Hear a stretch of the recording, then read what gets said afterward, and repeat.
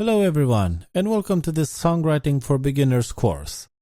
I am Andrew Miller, and in this video I'll be showing you all the music theory and songwriting concepts that you require in order to be able to create your own song. We're going to start off with some music theory at first, then we'll move on to some songwriting terms, and after that we'll set up our computer using Reaper, and finally we shall write a song. But for now, let's focus on music theory, starting with the basics. So in music, you may know that you have a total of 7 different notes that can be notated or named in 2 ways. The first one makes use of the first 7 letters of the alphabet, so you have C, D, E, F, G, A, B, which in certain notations are sometimes followed by a number, and we'll explain why that is in just a minute. And the other notation is a more classical one, Do, Re, Mi, Fa, Sol, La, Ti, or Si. We shall be using the first notation with the letters of the alphabet as it's more common. So, let's now discuss the concept of sound pitch or pitch. Each sound that you hear has a pitch that helps us differentiate between them. This is especially useful for notes because you want to know what note you're supposed to be playing. Sound pitch refers to how high or low we hear a sound. So basically, the higher we hear the sound, the higher its pitch. Basically, sounds are organized in something called octaves. An octave occurs between 2 notes that sound the same, but one is higher or lower than the other. Here's an example. This is a C3 note. La. And this is a C4 note. La. In between these 2 notes, and including them, we have a total of 12 different pitches.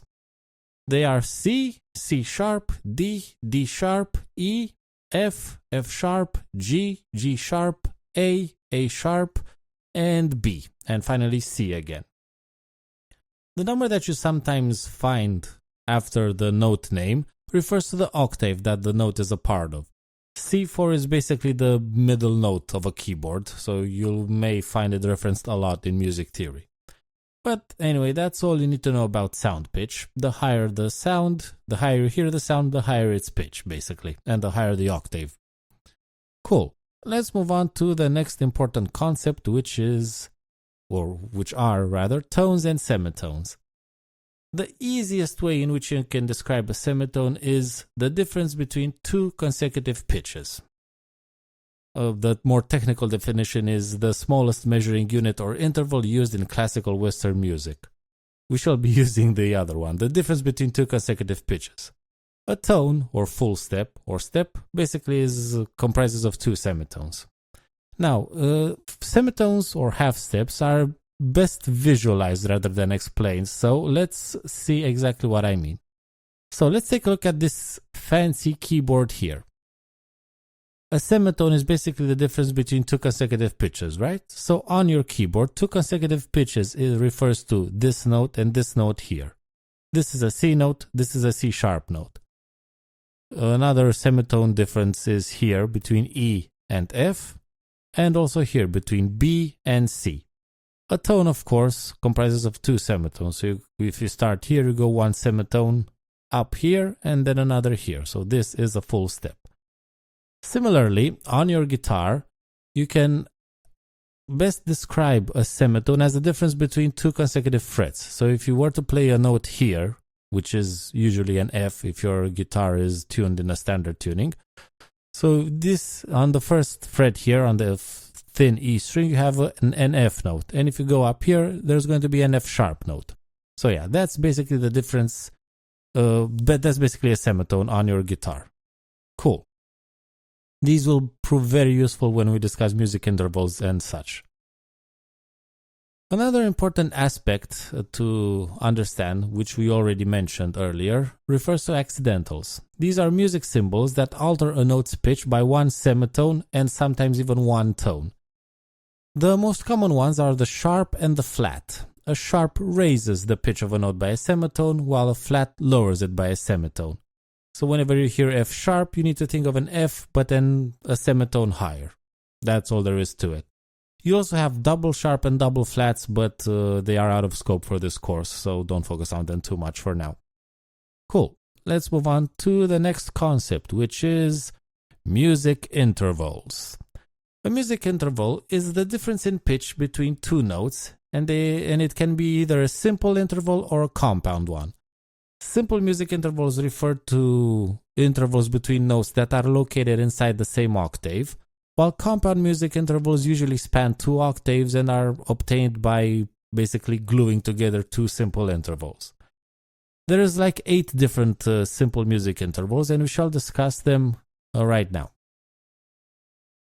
So, as you can see, I've mentioned here that simple music intervals consist of a number, basically how many notes there are in the interval, and the quality, which refers to the level of consonants, or how consonant the interval sounds. I've never actually met another musician that referred to an interval by its consonants. They just call it like a fourth or a major third or something like that.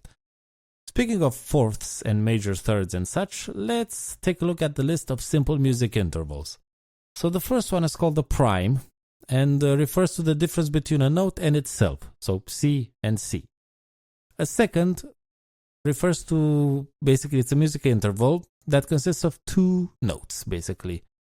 So it can be either major or minor, and a very good example of a major second is the one we discussed earlier when we discussed tones. So C-D is basically a full step distance, and it's called a major second.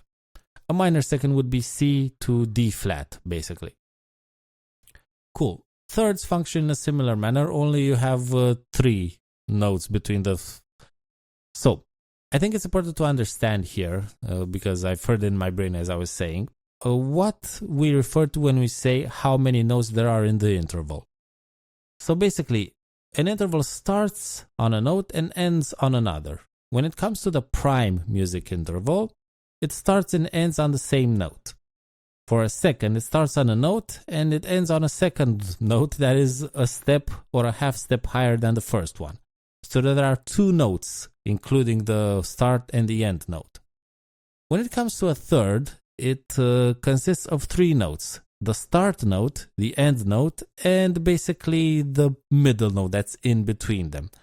So if a very good example of a major third is C-E. C is the start note and E is the end note, right? And in between them there is another note, a main note, which is D. So you have 3 total notes in this interval, C, D, and E, right? That's why it's called a third. A major third basically consists of 2 steps worth of distance between notes. So you have 3 notes. The first are to be separated by a full step, and the first and the second are separated by a full step, and the second and the third are also separated by a full step. So C, D, and D, E in our case, right? If you want to have a minor third, you'll have to have a combination of a step and a half step distance between the notes. So a very good example here is either C, E flat, or if we were to keep the C major scale, which we'll be discussing in more detail a bit later, D and F. So D and E is a full step distance, right? It's a major second. And between E and F, as you saw earlier, there is only a semitone distance or a half step distance, right? So you'll have a step and a half step, and that gives you a minor third. These are interchangeable, by the way. So another good example would be E and G. You have EF, which is a half step distance, and FG, which is a full step distance, but it's still a minor third. Fourth and fifths are perfect intervals. CF is a fourth and CG is a fifth. Fifth intervals are fairly common in rock music, mostly due to the fact that power chords exist and are very much used are very common in rock and punk music. Sixth and seventh are major or minor, and octaves are perfect. An octave is basically a difference between a note and the same note but an octave higher. A good example of a sixth music interval is CA for a major sixth, or CA flat for a minor sixth. And similarly for seventh, you have CB or CB flat. Cool. Now, let's move on to the next one. Now, when writing songs, you have different possibilities when it comes to the length of a note. You have whole notes, half notes, quarter notes, eighth notes, 16th notes, 32nd notes, and you can actually go even lower than that. Note lengths work in conjunction with the time signature, which we will discuss in the next slide, I think. But it's important to understand that a whole note usually lasts, these are the most common lengths for them, by the way. When we talk about time signatures, it will become even clearer. But basically, you can see that there is a sort of a connection between them. So a whole note usually lasts 4 beats, a half note lasts for 2 beats, a quarter note lasts 1 beat, and so on and so forth. As you can also see, there is sort of a relationship between these note lengths. So a quarter note is half the length of a half note, which is also half the length of a whole note. Or rather, a half note lasts a total of 2 quarter notes, or 4 eighth notes, or 8 16th notes, and so on.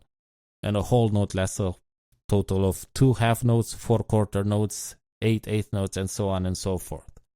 Now, what of these beats? What do they refer to?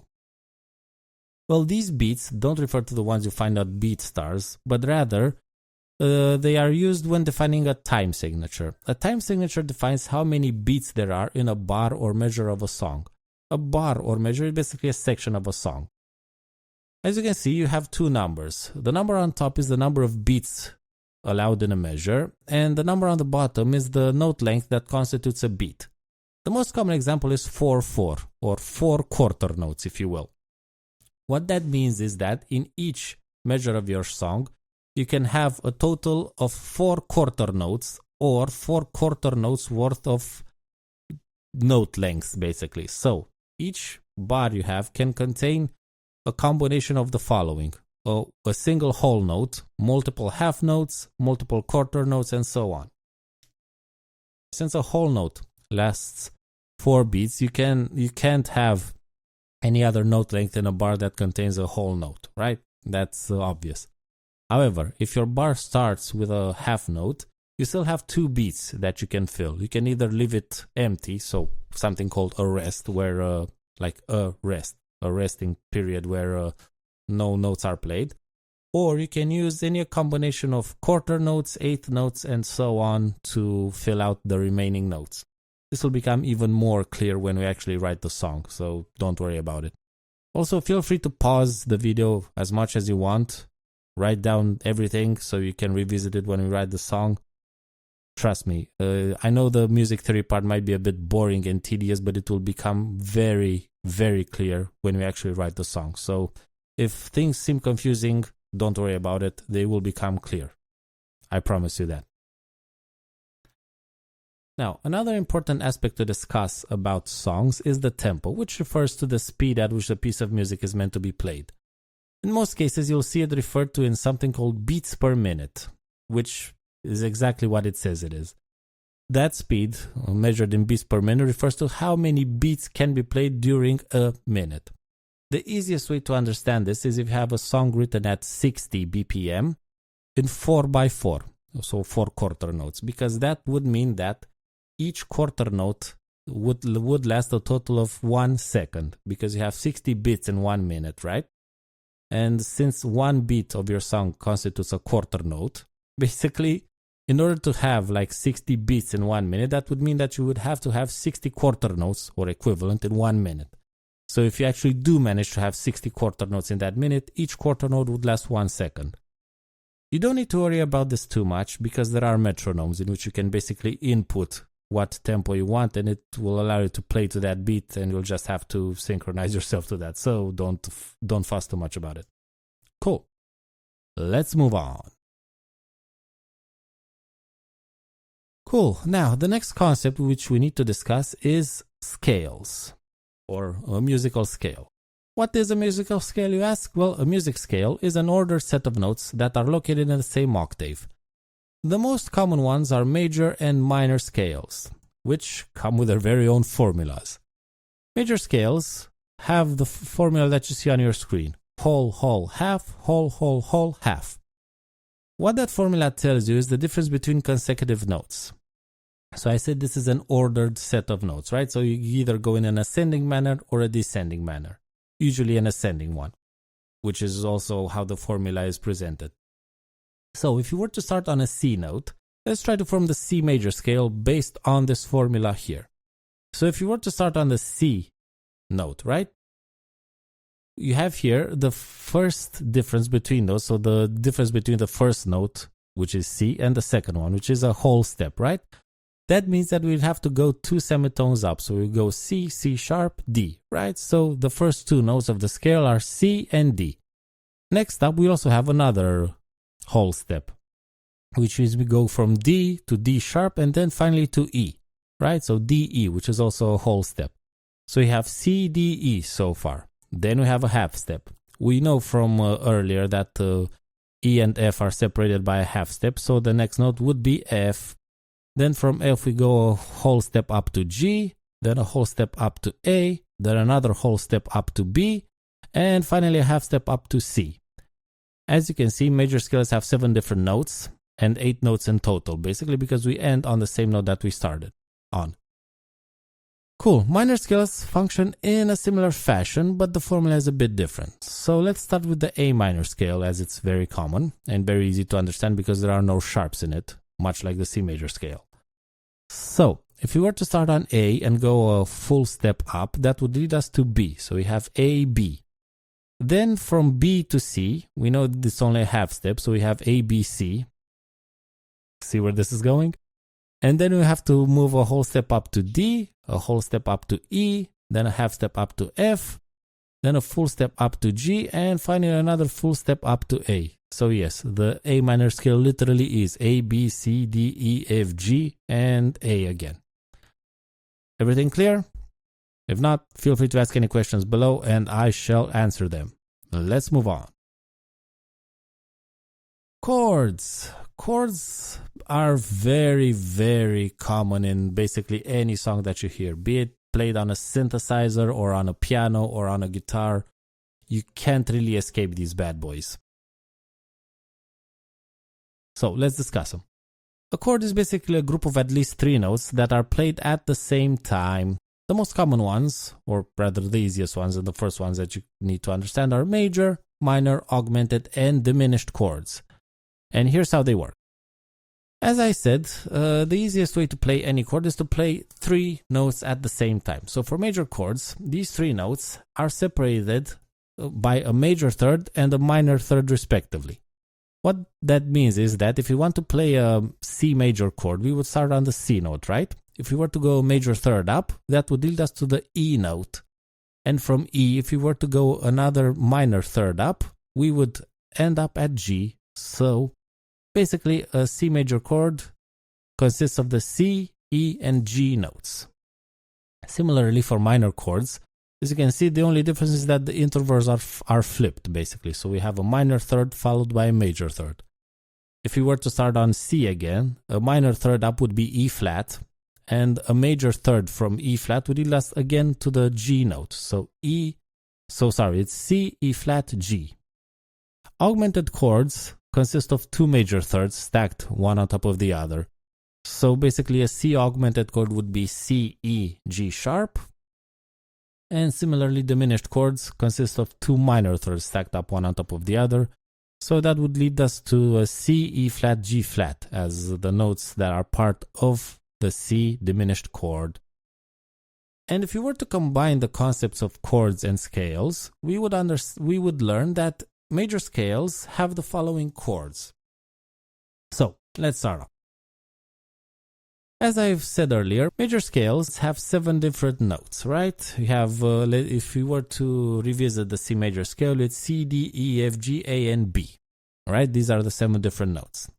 So if you were to try to form a chord, be it major or minor, on the C note, we would have to only use the notes that are part of that scale. So, if you were to start on the C note and go a third up, we would see that we would have a major third because E rather than E flat is part of the C major scale, right? So you have C, E. And then if we go from E another third up, it would be a minor third because G is part of the C major scale, right? So the chord that is formed on the first note of the major scale is C, E, G, which is a C major chord, right? Now, if we go to the next note, which is D, and go a third up, we would encounter the F note. D, F is a minor third. And then from F, if we go a third up, we would encounter the A note, right? So we have D, F, A, which is a D minor chord. Similarly, if we start on E and go a third up, based on the notes of the C major scale, we would have the G note. And then another third up is the B note. So E, G, B, which is an E minor chord. The formula and the idea is the same for the other ones as well. On F, we would have F, A, C, which is an F major chord. On G, we would have G, B, D, which is also a major chord, a G major chord, basically. On A, we have A, C, E, which is an A minor chord. And on B, we have B, D, F, which if you take a look, are two minor thirds stacked one on top of the other, which gives us a B diminished chord. Similarly, we can do this for minor scales as well. If we start with the A minor scale and start on A, we would have A, C, E, much like before, right? Which is an A minor chord. Then if we start on B, again, we have B, D, F, which are notes of the B diminished chord. Then we have the C note, which is again C, E, G, C major, then D minor is D, F, A. E minor is going to be again E, G, B, then F major, F, A, C, and finally G major, which is G, B, and D. The A minor scale and the C major scale have the same notes but in a different order, if you noticed. So basically, if the C major scale is C, D, E, F, G, A, and B. If you start on the A note, you will have A, B, C, D, E, F, G, and A again, of course. That gives you the minor scale. They are called relative scales. If you want more details on that, I can provide you in the comments if anyone is curious, but it's not that important for now. Cool. Well, that about covers it for the music theory part. Next time, or rather in the next section, we shall be discussing some songwriting terms such as motifs and periods and how you can use them, or rather how they are created and how you can use them to create your own songs. So, see you then. Hey everyone, and welcome back to this second part of the Songwriting for Beginners course. Now, in this section, we will be discussing certain songwriting terms that will prove useful when it comes to actually writing a song, which we will do in part 3 of this. So, let's begin. Right, so, musical form.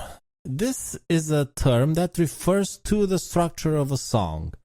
Now, the most common one is the verse-chorus form, which is basically the one that you hear on most songs on the radio. Has an intro, sometimes it doesn't, and it starts directly with a verse. It may also have like a pre-chorus that builds up into the main hook of the song. You also kind of have a bridge there, but basically everything is sort of organized around the verses and the chorus, right? And of course, there are other ways in which you can write songs. I've used them in a lot of my own compositions as well. I've labeled them as A, B, or ABA, or rondo, or sonata, or whatever. They usually come from like classical music. And if you're curious about this, I can make a separate video on it. But the gist of it is that the AB form is also known as like the two-part form. Basically have a song written in like two parts, right? Sort of connected to each other, but very different. The ABA form is an evolution of the two-part form, and in which you have like a repetition of the first part, slightly modified at times. The rondo is a really cool one because it consists of like 3 different sections that go like A, B, C, B, A, right? So you have the first part of the song that leads into the second one, that also leads into the third one, and then you circle back to the beginning. It's actually a pretty cool one. The sonata is the most complex one. You also have the single musical idea, which is a fun one to reference because I can actually make a reference to The Sound of Silence by Simon and Garfunkel, or Silent Night, if you would believe. So yeah, the single musical idea is basically you have a single melody that sort of repeats itself over a number of verses or sections. That's all there is to it. Okay, so yeah, I think we're going to be focusing on the verse-chorus form in the songwriting part of this course, because it's the more common one and it's quite easy to understand and separate. And also it's the one that most people want to use, so there is that. Let's move on. A musical motif. Now, this is a more, let's say, elegant definition of it, but a musical motif is basically a musical melody or idea that you might hear. It's basically a combination of notes that forms a musical idea, right? The idea is usually meant to be recurrent, and the motif would ideally contain anywhere between 2 to 8 notes. Recurrent means, of course, it repeats itself, so kind of like how you would write the vocal line for your verses or the rhythm part of your riff, so on and so forth, right? Musical motifs are like, there's like 3 different types of motifs. You have the rhythmic motif, in which you basically only have the rhythm but no notes associated to it. You also have the melodic riff, in which is basically the rhythm riff, but you actually play notes in at the given rhythm. And you also have like the harmony, which basically refers to like the rhythm section of your song, you know, the chords that are used and played on synths or guitars and so on, right? Melody refers to something that is a main focus in the song. Harmony refers to the supporting role that chords and other instruments play to support the main melody line. Right, so basically a good example of a musical motif is if you make an analogy to like how you would normally speak, right? And form words. So how are words formed? You basically have a bunch of letters, you put them one after the other, and bam, you have a word, right?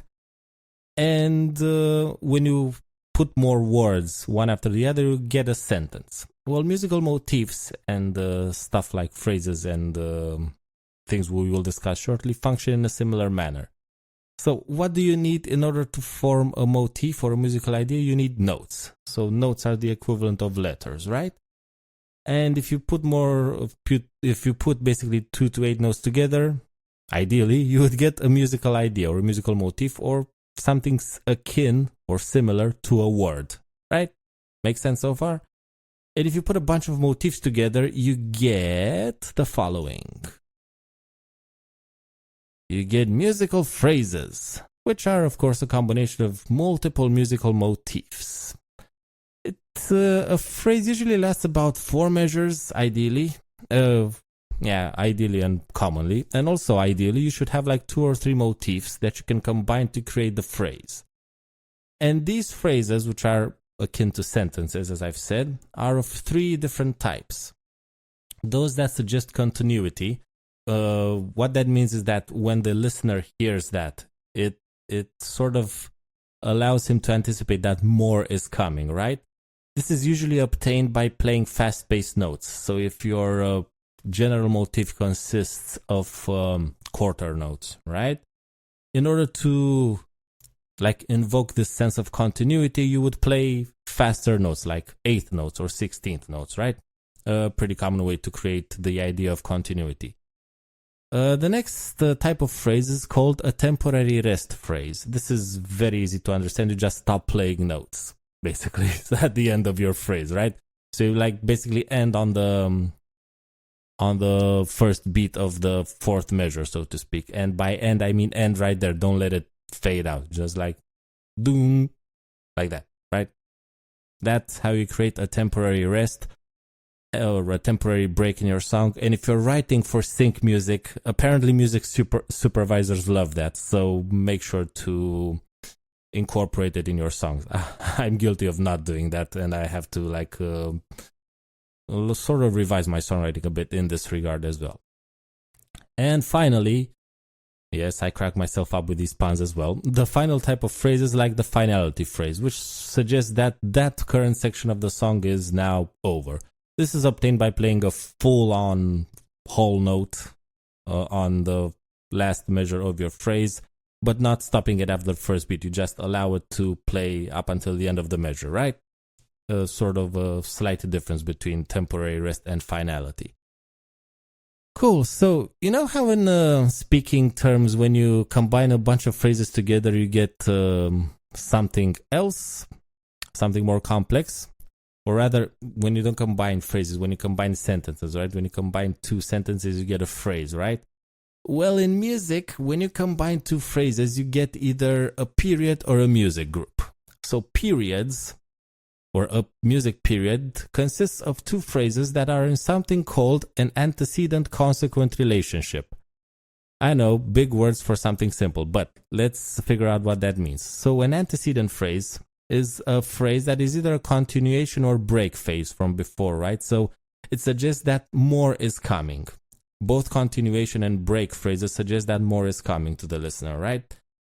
And the consequent phrase is basically a finality phrase. You just end it. This is the easiest way in which you can write sections. This is one I use and abuse a lot in my songs because it's so easy to write.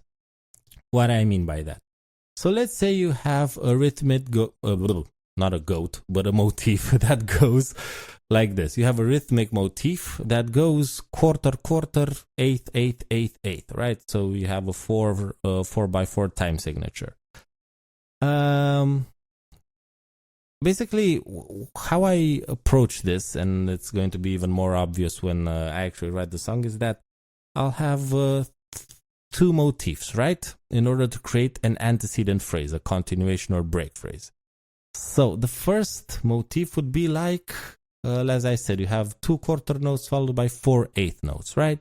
I'd play that motif for 2 bars or measures. Then in the third one, I'd change it up a bit. I'd go like either, I don't know, quarter note followed by 6 eighth notes, or I just change it up a bit.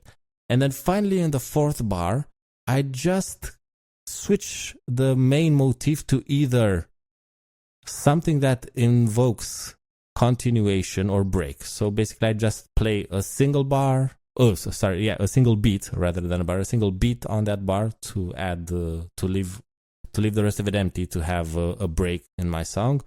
Or instead of playing the 2 final eighth notes, I just switch them up to 16th notes, right? Pace up a bit.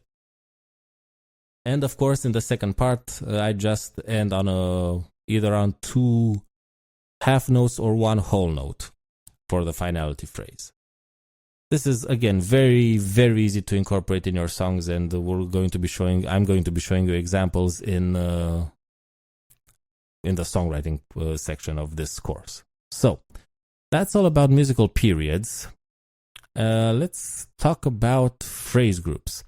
A phrase group is even easier to understand. Basically, it contains 2 phrases that are not in that antecedent-consequent relationship we mentioned before. That's all there is to it. So you can write them as you want, basically. Cool. The final thing I want to discuss in this section refers to like the 3 grounds in music. It's sort of a rule. I think it originates in orchestral music, but it works just as well for modern music as well. So, how to approach this? Basically, when you write a song, it's going to be helpful to view it as having like 3 different grounds. You have the foreground, which refers to what the listener should focus on. Think of it like this. When you have a song with lyrics, right? And the singer is singing, what do you want the listener to focus on? Well, if you're a guitarist, some people might want the listener to focus on the guitars, but that's not ideal. You would want the listener to focus on the vocals, of course. So the vocals need to be in the foreground. They need to be the first, like the loudest part, not overly loud to drown out everything else, of course, but it needs to be the loudest part so it catches the listener's attention, right? This also goes for like when you have instrument solos, like guitar solos or I don't know, piano solos or whatever. When you have a solo section that you want the listener to focus on that particular instrument, let's say the lead guitar, needs to be just a tad louder than the other ones, so it is the main focus, right? Okay, the second one is the middle ground, which contains instruments or elements that support the main melody. There are a bunch of ways in which you can do this. So if, as someone who writes punk and rock music a lot, basically my middle ground consists of like rhythm guitars, right? Those are the ones that sustain or support the main melody for me. And you kind of have to want to have them loud, but not overpowering the main vocals or the main lead guitar, right? Some people also create counter melodies which are basically something that supports the main singing of the song or the main vocal line or the main solo, but are not as loud. A good example of a middle ground counter melody would be to have sort of like small vocal fills that complement the main vocal line. In an easy way to visualize this is that when you search for lyrics, you sometimes when you look up the lyrics for your song, right, you'll see that you have regular lyrics and sometimes you have lyrics written in parentheses during a verse. Think of those parentheses lyrics as your counter melodies, right? And finally, the background contains instruments or elements that are meant to add color and ear candy, but not meant to be the main focus. Think of it like, bass guitar. You don't really want your bass to overpower your other instruments, because while I love me some good bass tones, lower frequencies tend to overpower the systems, right? So you have to be very careful in that 50 hertz area. We'll talk about it in the songwriting section a bit.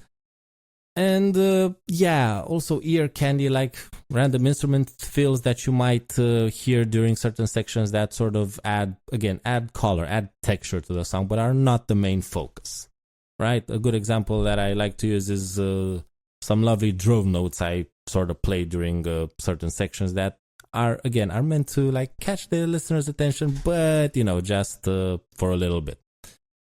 All right. Oh, also a good example for middle ground instruments would also be the drums. You don't want your drums to be drowned out because drums give you the rhythm. So you want your drums to be sort of in the middle ground, not the background, right? And another good example for background is, of course, background vocals. It's in the name. It's in the name. Cool. Right. So, I actually created some separate slides here in which we discuss exactly what I told you. So foreground instruments and elements that are the main thing you want the listener to focus on. Like I said, main vocals and instrument solos. For middle ground, elements and instruments that are meant to support the main melody, like main vocal double line. A good example of this is, of course, once again, The Sound of Silence, where Simon and Garfunkel both sing the main melody line but at different notes. Counter melodies, rhythm guitars, drums, harmony and rhythm elements like piano, synth, etc. Like I always said, the chord progressions and instruments that play the chords. And finally, the background elements that are meant to add some color or ear candy to your song, which examples include bass guitar, ear candy elements, and background vocals. Now, that's all for now. Thanks for watching the second section as well, and let's move on to actually writing our song. See you then. Right, so welcome to part 3, where we will be actually setting up our computer in order to be able to write songs. And in order to do that, we're going to be downloading the following things.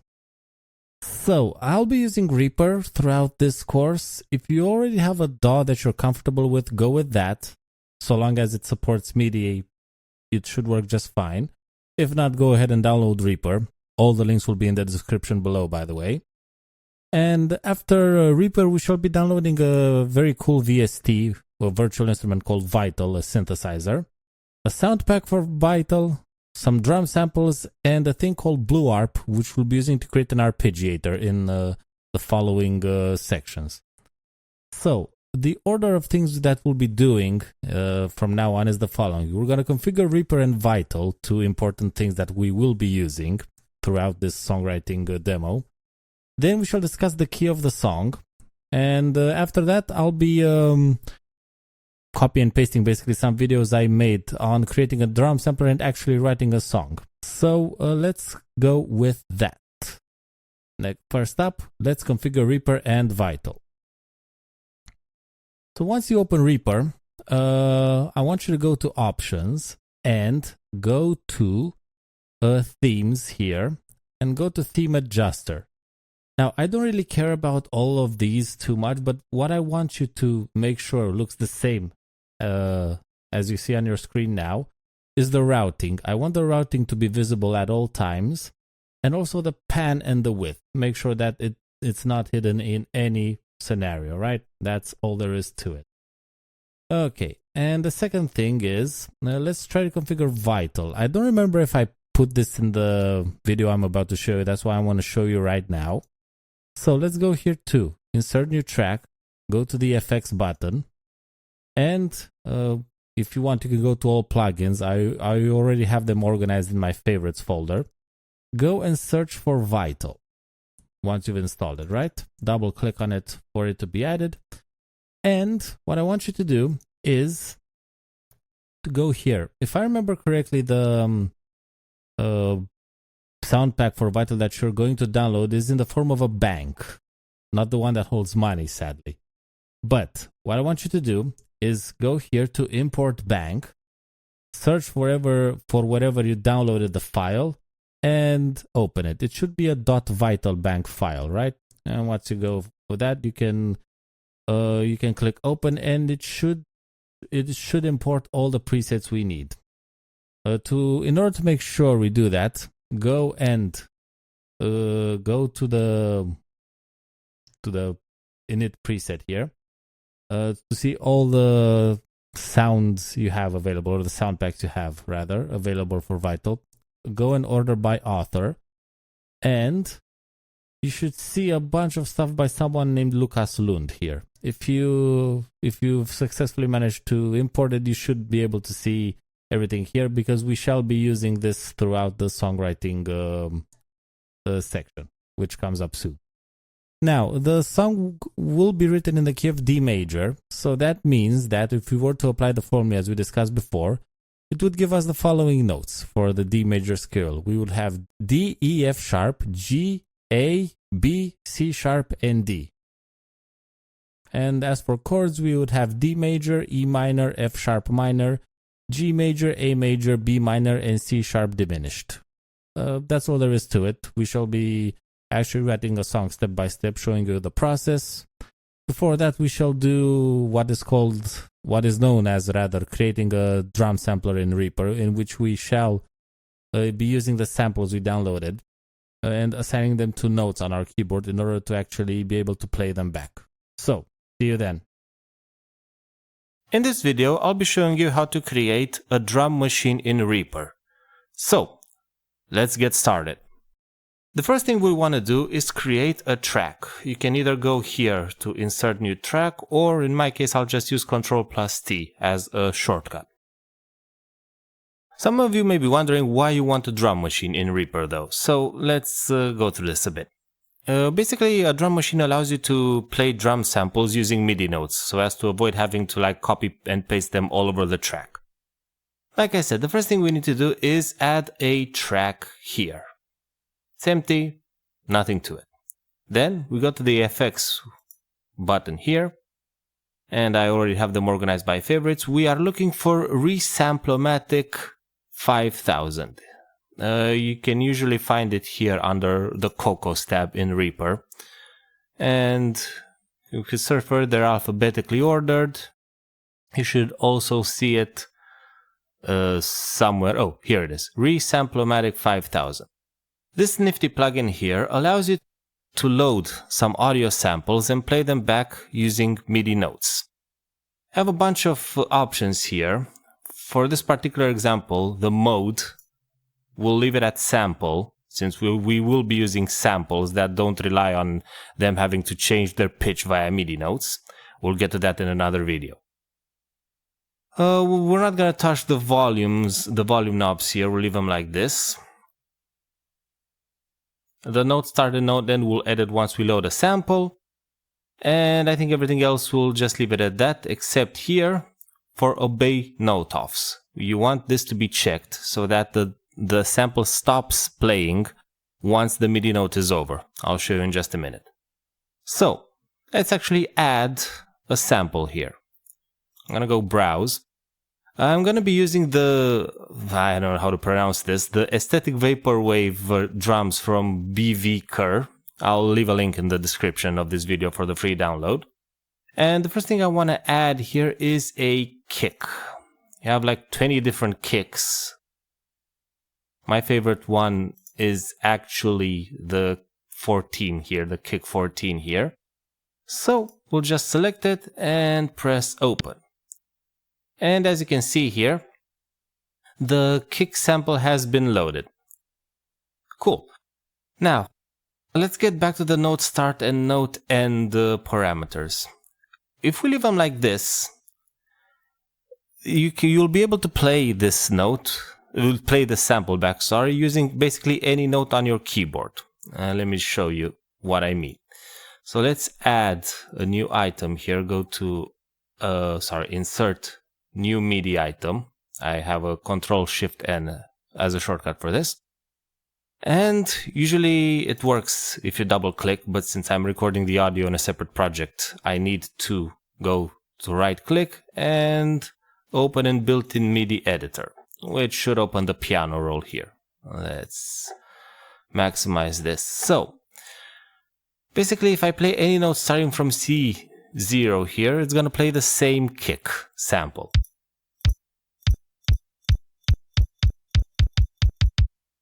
But we don't want that, right?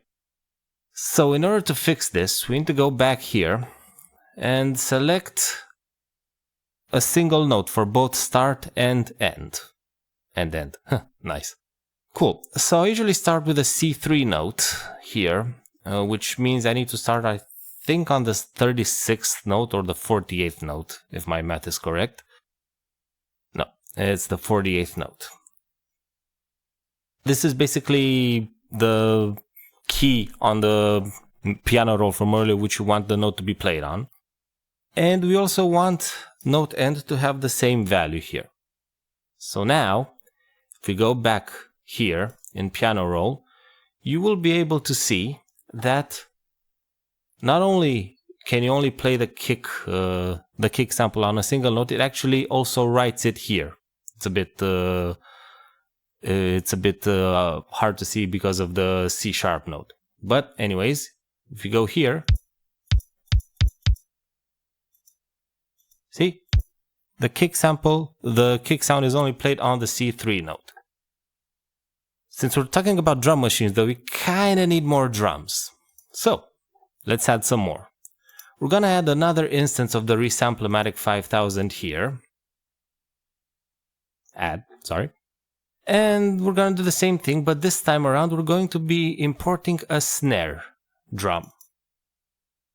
Always forget which one I'm using here. I use all files, so it shows me the repeaks file here, which means I've used it before in Reaper. I think this is the one I usually go for. Let's check. It's really not that important. You can choose whatever sound you like. Okay, same as before, obey note offs. So the sample stops playing once the note is over. And we want this to play on a different note than the kick drum. So if the kick drum is played on note 48 or C3, let's put this one on note 50. So it's the D3 note. Cool. Let's see what we have here. If we go to piano roll, open in built-in MIDI editor. See, the snare was added here as well. Cool. Let's add some more drums. Let's add some claps here. I'm using a synth pop drum set here, so claps are quite common in those songs. So, as per usual, we add the Resamplematic 5000. We go here to browse for a sample. We go to claps this time around. Oh, it's actually the first one. Okay. We want this to play on an E3 note. So if 48 was C3, 50 was D3, we have to go to 52. Cool. Obey note offs as per usual. I added it on the snare as well. Yeah, cool. Now, going back here, we should see it on the E3 note. Excellent. So, now that we have let's say, drums. Oh, let's add a tom drum as well. Let's add a tom drum as well, because why not? Another one here. And we go back into this folder. We need to go to toms. Toms. What did I use? Tom01. Cool. This time around, we wanted to play on the F3 note, so we have to go up one note. Cool. Obey note offs as well. Now, let's repeat this process directly here with cymbals and hi-hats as well. Let's start up with a bit of hi-hat action here. Go to cymbals. I think I like to use the closed hats for this particular one. Yep, I have these two here. We can add this one here. Obey note offs. As per usual, we should not forget to modify the note here. We're going to use G3. Cool. Let's add a second hi-hat for good measure, so we have a bit of variety in our playing. You can add as many of these as you like, as you probably imagine by now. So I believe I added the closed hat 09, and let's add the closed hat 04. Why not? Okay. Cool. What was G355? We want A357 and obey note offs. And I think the final thing I want to add here is also a crash symbol here. So let's add one more. Let's browse, go back to cymbals, crashes, all files, see what I usually use, and let's go with crash 03. Cool. Took me a bit by surprise there. Cool. So A3 was, I believe, 57, and we want this on B3 59. Cool. Now, why did you go on semitone shifted? I want you on sample. Thank you very much. Okay, everything. I'm checking to see if everything is on sample here. Cool. No idea what that went on note, but make sure that it's always on sample for this particular use of Resample-O-Matic 5000. Now, if we were to write a drum groove here, let's open in built-in MIDI editor and write a basic rhythm here. Okay, let's do kick, snare, kick, snare. And let's start with a crash because my metal head, my love for metal music anyway. Let's add a clap on the second snare here. And a closed hat here. Closed hat here and another one here. Okay.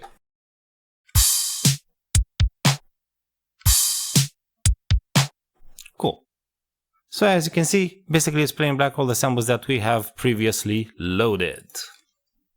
Let's copy this and paste it and glue it here. So basically what we have here is a 2-bar drum machine thing. Now, if you're into music production, you'll probably want to process each and every drum differently. God, that's a hard word. So let's actually separate the audio output from one single track to 1, 2, 3, 4, 5, 6, 7. No, it's going to be 6 because the hats are going to be on the same track. So we're going to separate the output from this particular track to 6 different tracks. Let's actually name these tracks here. So let's name this one Drum Kit. And we're going to be adding 6 different tracks here. 1, 2, 3, 4, 5, 6. Andrew Miller can count, let it be known. So we'll have the kick here, and the snare here, and should I process the snare and the claps differently? Yeah, why not? You can go about this as you desire. We'll have the hi-hats here. No, actually, let's leave the hi-hats here. We'll leave the toms before the hi-hats to maintain the same order. And the crash cymbal for last. Cool. So, what we're gonna do here is modify things, modify the routing of this track, basically. So let's click on the root button here. And as you can see, we have a master send channels from to all. Leave that as it is for now. However, the first thing we need to modify is here on track channels. Since we'll have 6 different outputs, 6 different stereo outputs to be precise, we're going to be needing a total of 12 different channels, so 6 times 2, right? So we're gonna go here and select 12. Cool.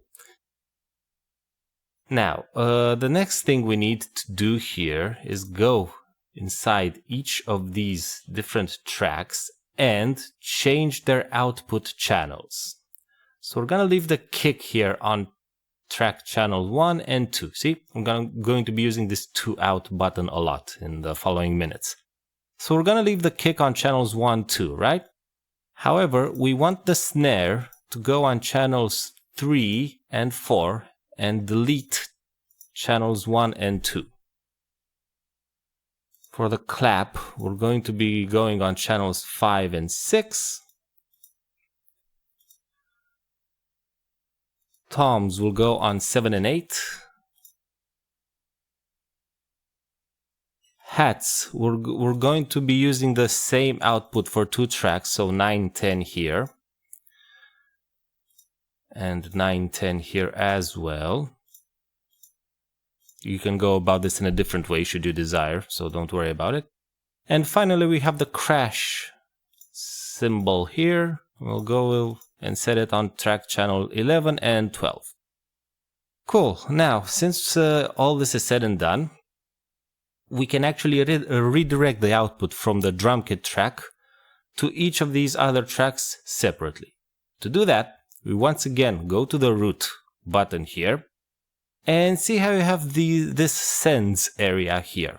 We're going to be doing the following process 6 times basically. So we're going to add a new send. We're going to send to track, basically I selected kick, right? So I selected the kick track and this is the source audio, so the source channels from the drum kit track. And if you remember, the kick is on channels 1, 2, and this is the channels on the second track, which we will be sending to, which this one will always remain 1, 2, since each and every track we added after the drum kit has only 2 channels, right? So 1, 2, 1, 2. You don't need to modify anything here, just leave it as it is. Cool. Let's do the same, but for snare. So, I don't know why I closed the root, but anyways. So we need to add a new send. This time around, we're going to be sending to the snare track. And our source audio is on channels 3 and 4, if you remember. We set the channels to 3 and 4. So we go here to stereo source and select 3/4. Leave it at 1, 2 at the destination. Let's do the same for claps. We add a new send from claps. They are on the stereo source channels 5 and 6. Go like that. Add a new send for toms. They are on channels, I believe, 7 and 8. Cool. Add a new send to hi-hats. We're going to be selecting stereo source 9 and 10, and this will automatically send both hi-hat samples to that track. And finally, we have the crash cymbal and stereo source once again, 11 and 12. Presto changeo. And the final thing we need to do here is uncheck master send channels from uncheck this here, because otherwise it would also be sending the audio from the original drum kit track to the master track, and you would have duplicate audio. Sorry. So now if we're gonna check the output for each of these tracks, you will see that you'll have audio on each and every one of them. Let's actually loop this sequence for a bit and see what I mean.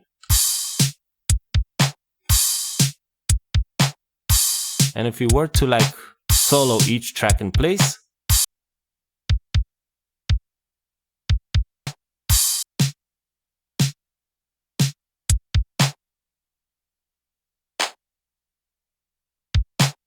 and so on and so forth. This setup is pretty useful because in music production you will most likely want to process the kicks, snare, claps, and toms differently. This particular set of drums is, in my mind, basically already processed, so you don't need to do much on it, but still, it's a very useful skill to know to reroute your tracks, because it's something you will be doing a lot of in music production. Cool. I hope you found this video useful, and I'll see you in the next one. Bye! Hey everyone, Andrew Milner here, and welcome to this video on songwriting without instruments in Reaper. Basically what we're going to be doing in this video is writing a full song using just our computer. No outside instruments, no MIDI controllers, no nothing. So as you can see here, I've already took the liberty of creating a drum track. I have a video on this on the channel as well if you want to learn more. What we'll be using today are four important things. First, Reaper, or any DAW that you have handy that also allows you to input MIDI notes. The second thing will be a plugin called Vital. You can download it via the link in the description below. The third thing will be, of course, the drum samples I'll be using here. I've also included a link for that. And the fourth thing is something called Blue Arp, which we'll be using to create something called an arpeggiator later on in this video. So, what I usually do when I write songs is I first start off with the drums and the bass. We'll be using, as I said, the BV Kerr drum samples, included in the link below. For synths and everything, I've also included a link to a sound pack from someone named Lukas Lund. I hope I pronounced that right. Yeah, you'll be able to basically use everything I use here. I also assume you know how to install everything and configure everything, so let's go. What I'm gonna do here is basically I'll start at the second bar here for the following reason. I noticed that sometimes when rendering these tracks, if it started at the first bar here and I started directly with drums, some of the samples were not processed correctly, so we'll give it a bit of a rest here. Cool. Let's insert a MIDI item. In Reaper, you can do this with insert new MIDI item here. I've created a shortcut. I think I created a shortcut here for it. I don't know if it's by default, but anyways. Let's create a new MIDI item here and let's extend it for a total of 4 bars. Cool. Let's also label this one here. Let's call it intro. I have to do this a bit blind because my mic is directly where my keyboard is also at. Cool. So let's call this the intro. Let's have a 4-bar intro and let's open this bad boy up. Cool. Yeah, basically I have 2 projects open here in Reaper, right? And I have to go right click and open in built-in MIDI editor. I don't know why this happens, but I don't question technology, I just mildly get annoyed by it. Cool. So let's enter a basic drum pattern here. Let's start out with a kick. Have a kick here on the first beat, a snare here. I've set the grid to 16th notes and adjust accordingly. Okay, let's do it like this. Cool. And let's add some symbols. Yeah, I have a crash symbol right about here. Okay, let's add either this one. Okay, this one here as a closed hi-hat. And of course, because I hit the note here, the velocity changed to 127. Yeah, basically these notes have the same velocity and the same volume regardless of how high the velocity is, so don't worry about it too much. Let's see what we got here. Okay, seems simple enough. Let's copy these notes. I right click, hold, and create a rectangle over the notes. Control C, Control V here. I don't want to use a crash symbol in every bar, so let's drag this down here. Let's see what we got.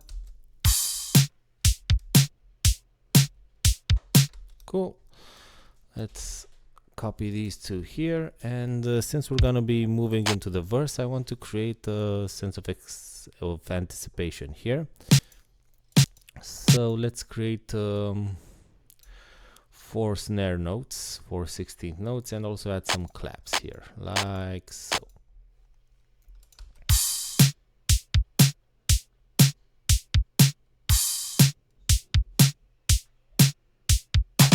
Cool. And this is going to lead into, let's create a new label here, shift.m in Reaper. Let's call this one, let's say it's going to, we're going to start a verse here, right? Cool. Okay. Let's also start adding in, actually, you know what, let's continue with the drums here. I'm feeling a bit of a groove here with the drums. Okay, I don't want to overcomplicate things too much. So let's copy this entire MIDI here, Control C, go here, and to paste it on the right track. Cool. If you want, you can glue these together by right clicking and holding, selecting these two, right click, and it should be glue items here. And now basically when you open this in a built-in media editor, you'll have both sections together. I prefer it like this. You can keep them split. The result is the same. Cool. You know what, actually let's split them back because it's easier to copy these sections from one place to another. I split it by pressing S on my keyboard. Excellent. So we have a verse here, a 4-bar verse. Let's actually have a second one here.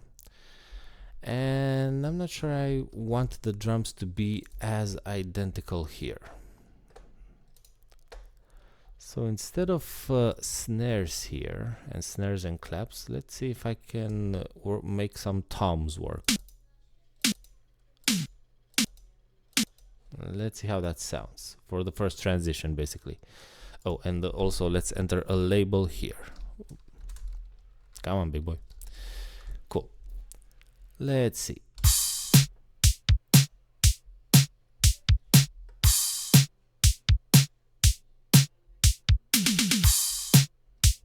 Yeah, I like the sound of that. We'll leave it like that for now. Cool, so we have 2 verses, and we can also add a new label here. Let's add a chorus. Now, usually the drums, I mean, depending on the song, the drums might change pattern a bit. You can do it, you can do with this as you like. So let's insert a new MIDI item here. And let's extend it also to 4 bars. And open it in the built-in MIDI editor. Okay, what I usually like to do here during my chorus is an easy way to like change patterns, or I don't know, to change basically the groove, is to add more crash cymbals. I mean, yeah, I write a lot of rock and punk music, so that works here. But let's also change up the drums as well. So let's have a kick snare pattern here, like so.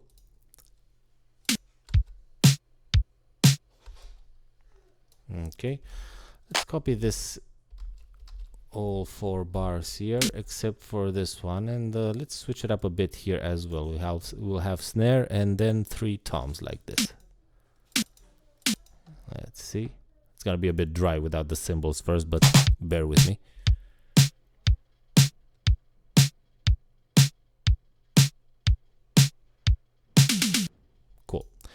And let's add a crash cymbal here, here to be precise, and Yeah, if I add 4 crash cymbals, is it too tiresome for the ears? Let's see.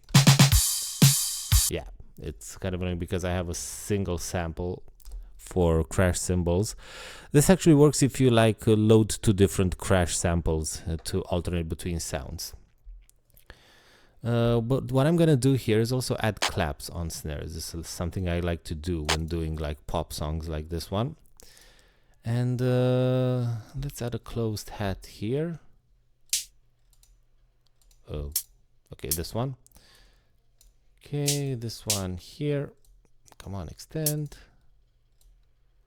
What I can do though is keep this pattern going for the next 4 bars as well. 3 bars, sorry. Well, maybe for the clap I'll have to do it like this, and you know what, just leave the symbol like that because it's only gonna play once either way. So let's see what we got here.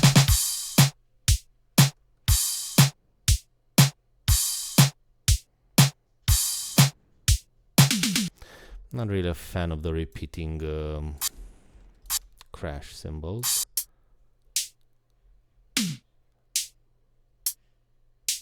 Right here.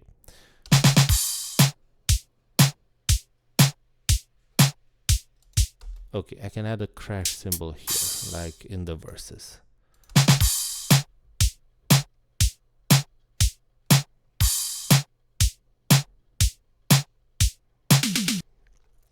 Cool. So yeah, now that we have our like chorus drums, let's actually copy it and double it here so we have like an 8-bar chorus as well. What I'm gonna do next is basically repeat the drums for the verses here, like so. Why won't you why won't you copy it in the right place? Cool. Let's also enter our labels here. Have a verse here and another verse here, and versed. We have a versed, and let's also duplicate the chorus here, and so on. Chorus. Cool. Since this song is going to be a tad short at about 1 minute and 14 seconds, let's also work on adding a bridge section here. We'll work on that when the time is right. I don't have inspiration for that yet. Okay, we're not saving it. Let's save it later. I don't have inspiration for the bridge yet, as mentioned. So what I like to do here is I like to try working on some bass for the sections I already have. And for that, I'm going to create 3 tracks here. You can either insert new track from here, or as I did, I used Ctrl+T. Cool. So let's select these 2 here and drag them a bit so they become children of this track here. Let's name this one bass. And what I like to do with bass, bass synths, is create 2 tracks that play the same notes but have different sounds. One of them would be like a bass pad, and the second would be a bass synth sound. Sorry.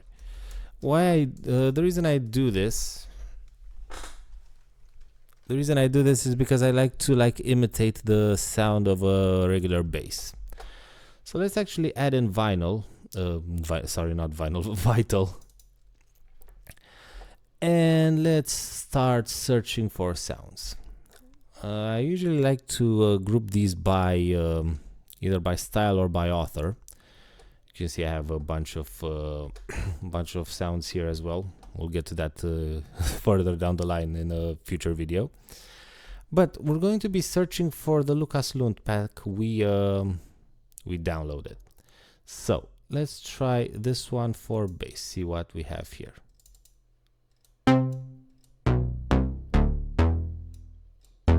Okay, this one actually works really well as the main bass. So since this is a pad, I'm going to Ctrl+X this bad boy into the bass synth track here.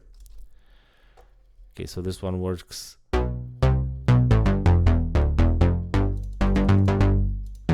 Oh yeah, I really like this one as the main sound. And let's see if I can find a good enough pad as well. Let's go by author. And let's see here. So we have from Lucas here a very, very good pack, this one. I quite enjoy it. So it ends here. Let's see pad. What do we have here?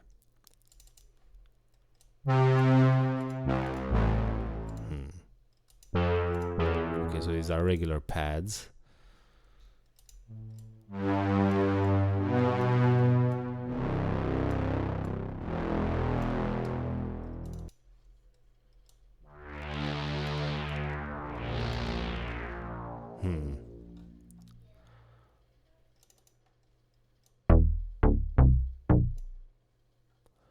Well, this is awkward. Let's see. What should we do here?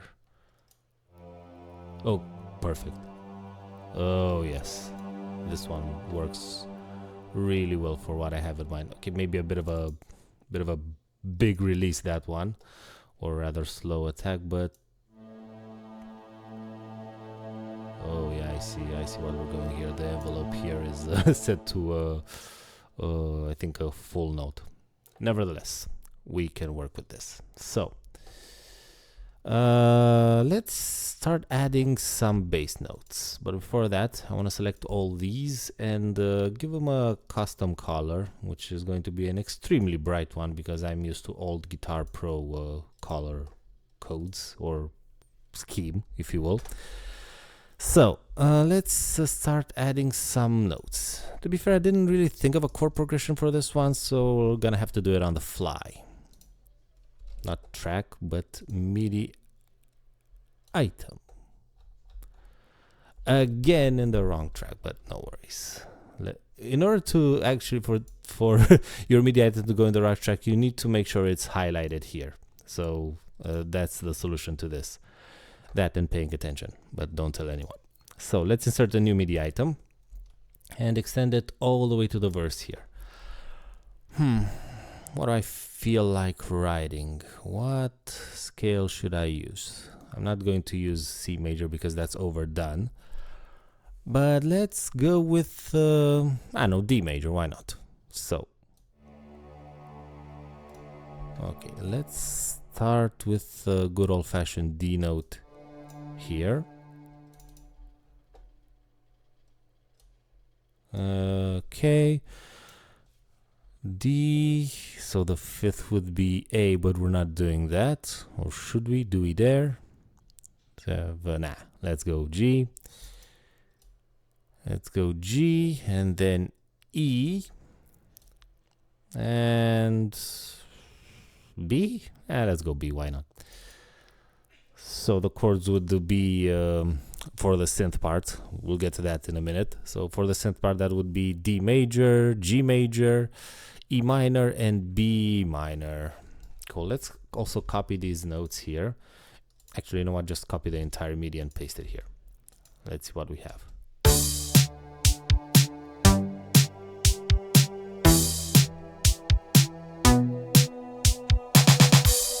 Okay, I'm kind of digging it so far. Let's also copy this for the verse part. Right, so we'll have the following bass.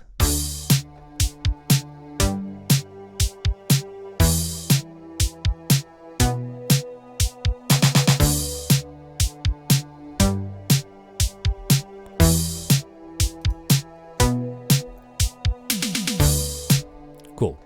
I want to lower the volume for this pad a bit. I know a golden rule is to not leave the editor in the room with a songwriter, but it's kind of grating to the ears, and I don't want to forget about it. So let's lower this about 5 decibels. Excellent. I want the bass synth note to be the main actor basically in this bass. Cool. So let's change it up a bit for the chorus this time around. So let's insert a new MIDI item. Okay, let's extend it for 4 bars at first. So 2, 3, 4. Andrew Miller can still count. Let it be known. Cool. So double click muscle memory. So let's actually start with the regular note here, the regular bass sound, or the main one, and let's add some notes. Let's try to follow a different pattern than the drums this time. So let's try like this.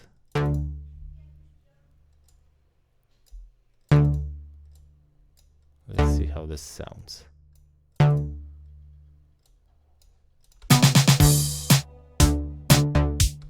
Oh, kind of like it. And let's change up the chord progression a bit in that, you know what? I'm gonna try a different approach here. Instead of changing the chords every bar, let's change them every 2 bars. So let's open it in built-in MIDI editor and go like this.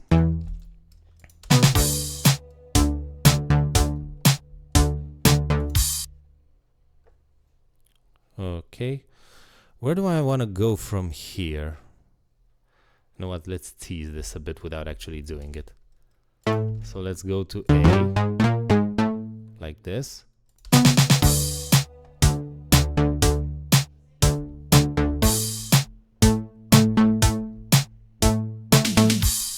This is crying out for either an E minor or an F sharp. Okay, let's try F sharp. Like so. And let's see.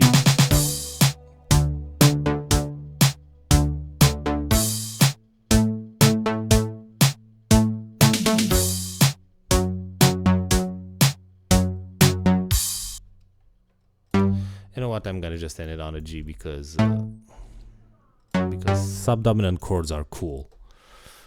Right. So now that we have this figured out, let's get rid of this empty MIDI item here by copying the notes from the bass and putting it here. Let's see how this sounds with more notes.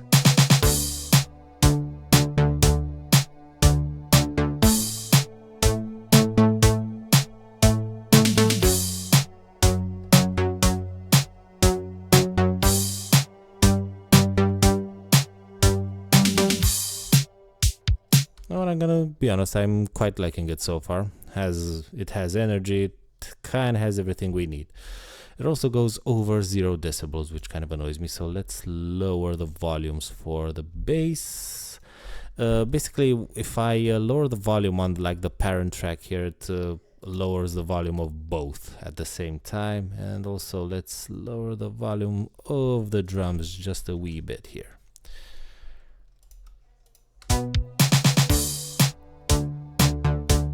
Okay, we also need to lower the bass synth for a tad bit.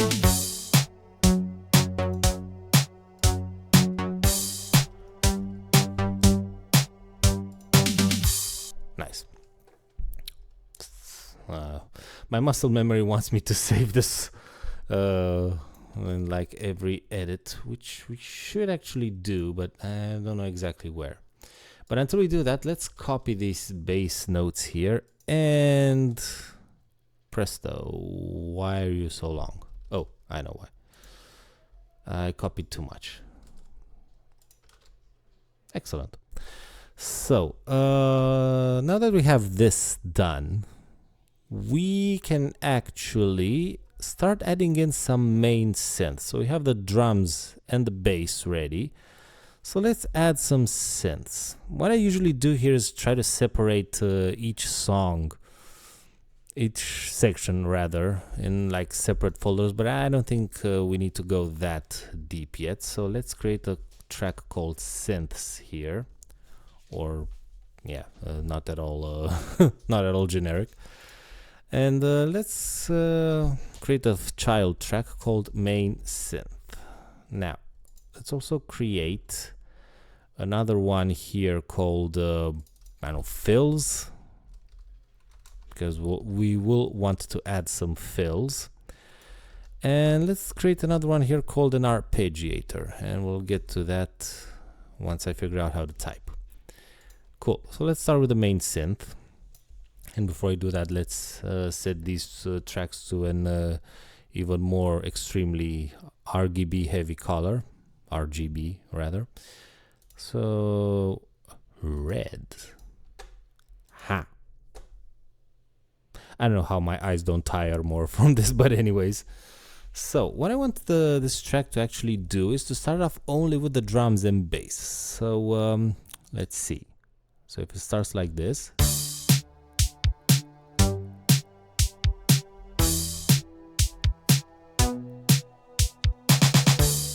And I don't want to actually introduce the main synth just yet. I just feel like some fills here would also be quite useful. So let's go to Vital. Once again, order by author, and check out Lucas's like keys here. Keys is basically another way to define like synth type sounds, keyboard sounds basically. So there's that. And what I usually do in these situations is start off with each sound in order and see when I reach the one that I hear in my head. Not yet. Okay, this one is has potential. So Belle Epoque 2.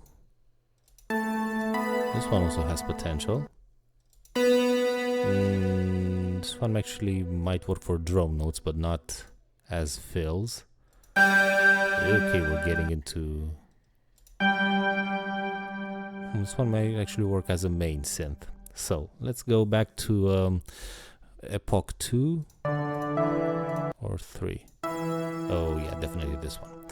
So we have Belle Epoque 3, and since it's selected, we can close this up, and let's go to where the verse is meant to start and insert a new MIDI item. Now for fills, I usually like to keep it relatively simple and add a sort of small arpeggiated chord here, like this. So we had like D, G, E, B. Cool. So actually, let's also pan this a bit to the left, like so. Well, I say like 2/3 to the left, that's not a bit, but you get the idea. So let's open the built-in MIDI editor here and actually enter, or rather add some MIDI notes pertaining to the D major chord. Let's see. So we have a D, F sharp, A. Let's see how this sounds.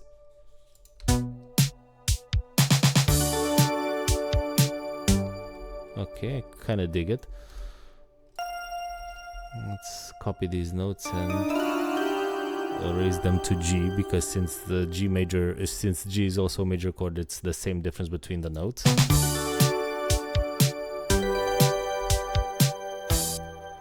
Now we have to copy these and go lower, so we have to start on E here, but instead of going to G sharp, we need to go to G. So we have an E minor chord.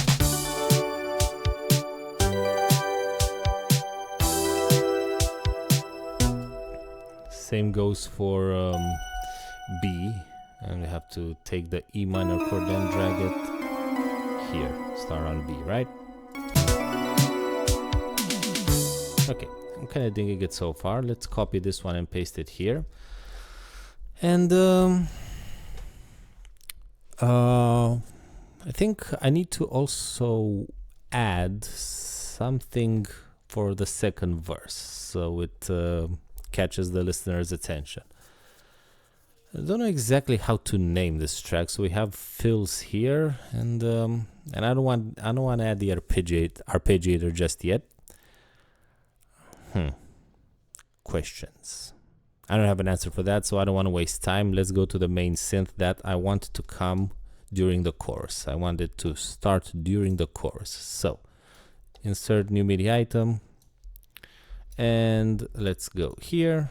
Have Vital, and what I want to do here is, I think it was 5 or 6. Oh yeah, this one works as a main synth really, really well. Let's go with this one. So let's actually enter a major chord here. So we have see if it works at a higher octave or not.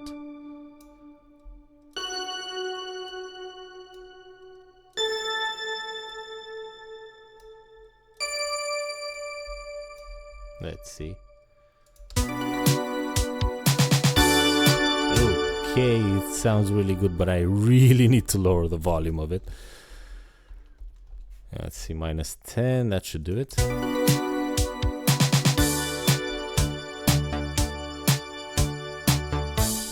Cool, that actually sounds quite lovely. And I think I need to go lower for the A major chord because otherwise ears shall be pierced, and we don't want that.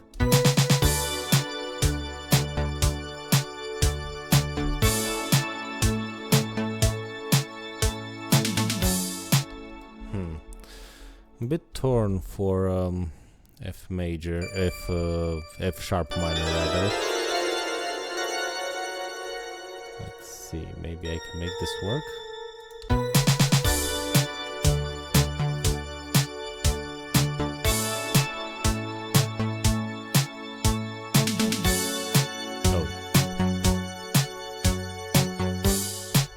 And I think this should also work for G major as well. Shouldn't be too hard. Let's make it a major chord though.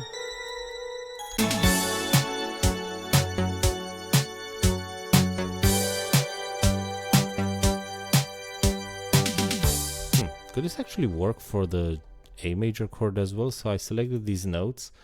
I want to go to I think T was the shortcut for transposing. Yeah, T, transpose by 12 semitones. So I raised it by an octave. Let's see.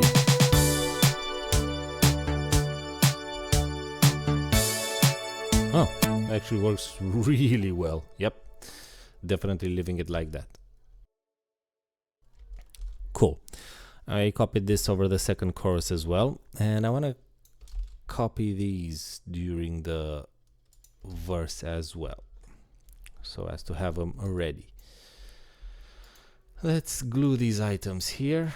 You can also use the shortcut Ctrl-Shift-G to glue items within time selection, which also works for us because I didn't select any like section as a time selection, so it will glue in the entire project. Cool. So far so good, if I'm gonna be honest. So let's try to figure out what's missing here during the second verse, because in my head I hear something there, but I'm not entirely sure what. So let's call this one ear candy, even though ear candy and fills kind of the same thing, but nevertheless. So let's add vital here, and during our search we need to order by author and go, I don't know, maybe plip. What's a plip, Lucas? Oh, that's a plip.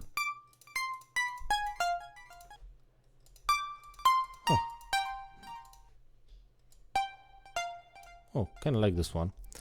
So let's leave it like this, and let's try to insert a MIDI item here, and open it to the built-in MIDI editor. So we're in D major for the first chord, right? What's a D major scale? We have D, E, F sharp, G, A, B, C sharp, and D again. Yeah, let me try to figure out by listening, which is something you will be doing a lot when writing. You need to like listen to the song over and over again to figure out what exactly you're hearing.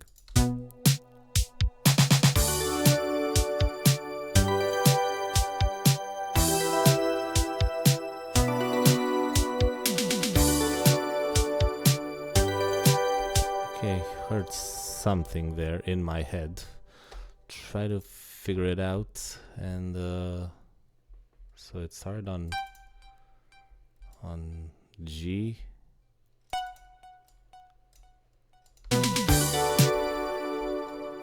So it should be longer notes, like this.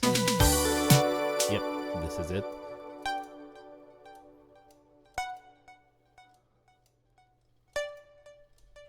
Okay, and in order to hear this better, so since the fills are panned to the left, let's pan this one to the right, also 2/3 of the way, like this, right? I do this to like create now space in the track, or I don't know what it's called, but basically to allow things to breathe and not have everything down in the middle fighting for their lives.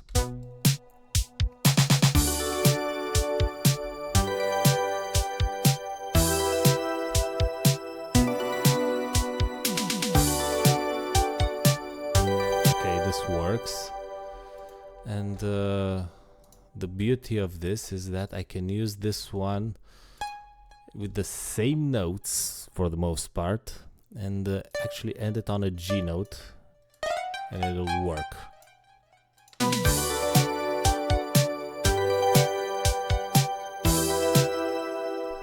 So we're in E minor, which is so beautiful. I can reuse these notes, create familiarity while also changing it up. And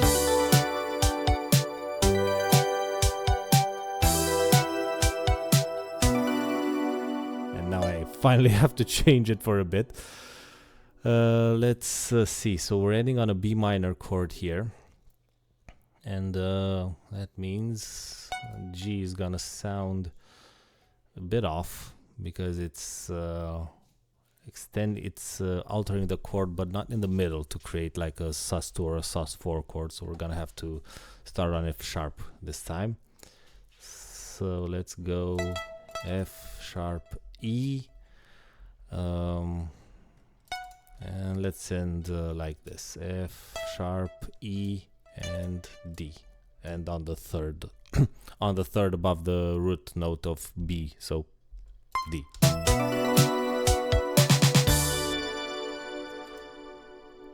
Do I end on a B? Something sounded awkward. What did you write here, Andy? Okay, so this should work. Let's listen to the verse in its entirety right now.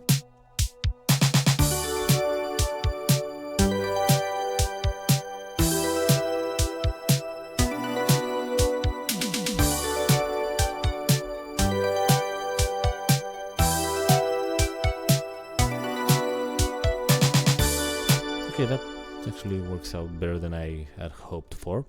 Let's copy this ear candy to the second verse here. And yeah, I think we're done with the verses, and I couldn't be more happy. However, I'm not all too happy with the chorus. It's kind of boring and bland, so to speak. So what I'm gonna do here is try to figure out, while listening to the chorus, what needs to be added in order to create some form of movement there. I know we also have to leave like space for the voice and everything, but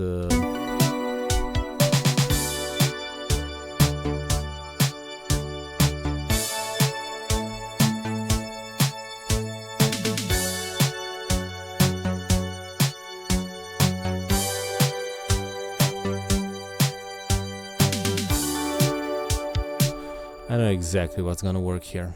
It's gonna solve most of our problems. Yep, we're diving into the arpeggiator, which I think I may have spelled wrong. Is it? Oh, it's arpeggio. It's like this. Okay, so now I also learned how to spell. Cool. So let's add a new MIDI item here. We'll extend it for the entirety of the chorus. Now, in order to create an arpeggiator, we have to use the Blue Arp plugin.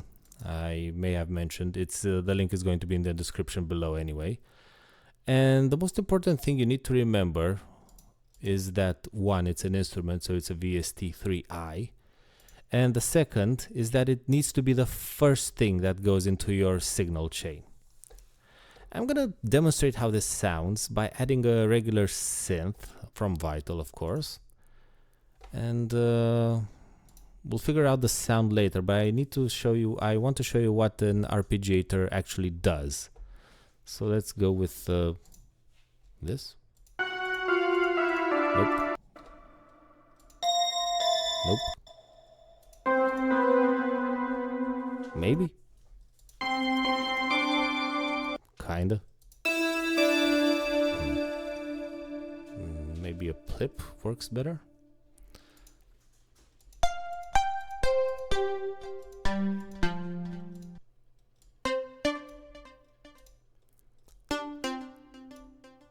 Cool. Let's just leave it like this, and we'll figure out a sound later. So let's leave it like this, and I'm gonna solo the arpeggiator for a bit. I'm gonna add a note, a D note if you will, and I want to show you how this actually sounds. In fact, I'm going to add the entirety of the chord because we're gonna need it later either way. See what this does? It basically repeats the notes from the given chord based on whatever you enter here.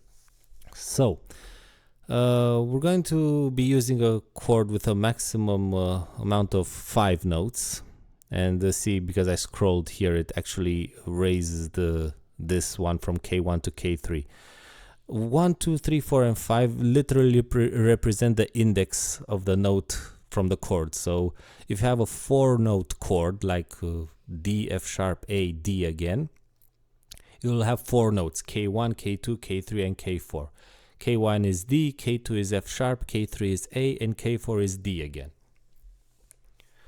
And what this does is basically repeat the given notes in the pattern you give it here. I'm gonna leave it at 16th notes. I don't think I ever changed that every time I use this one, so I think it's done from here. But what I do want to do is change up the sequence here. Arpeggiators are also known as sequencers, just so you know.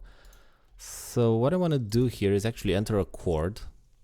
So we have D major, right? That's the first one. Cool. Okay. And let's see how this sounds with just a single note.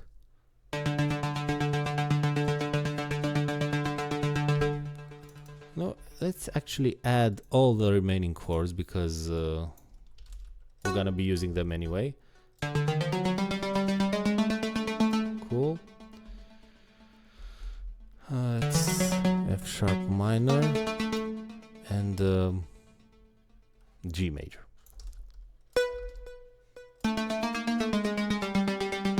Cool.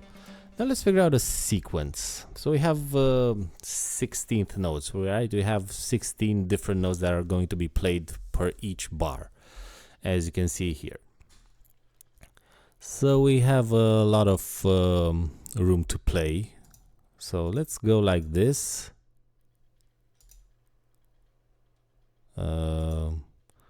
Let's see, how does this sound now?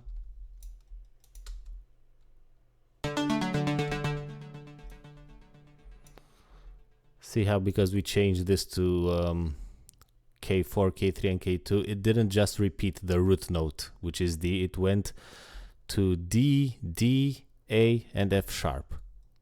Check it out.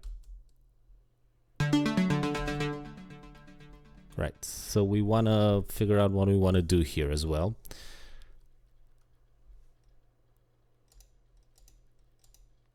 Yeah, let's see.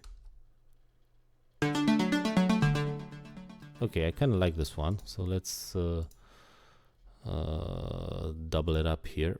K4. Let's see how this sounds.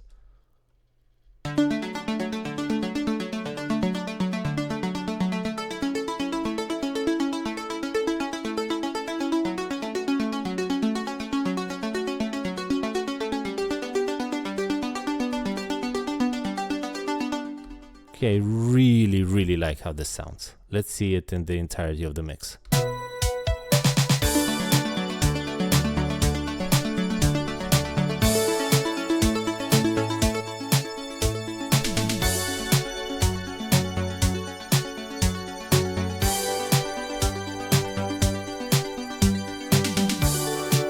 Okay, that solved basically most of my problems I had with the chorus. Let's copy it for the second one as well. And don't save yet. And what I want to do here is also add a bit of fills in the second chorus as well, because I want to spice it up, change it up a bit. Not too many though, because again, you have to think of this as something that will also have voice added over it, because most likely when you write most songs you write are going to be actual songs with voice included, not just instrumentals, so keep that in mind as well. Don't overbloat your instrumental.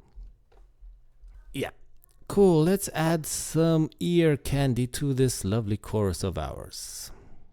You know what I want to do?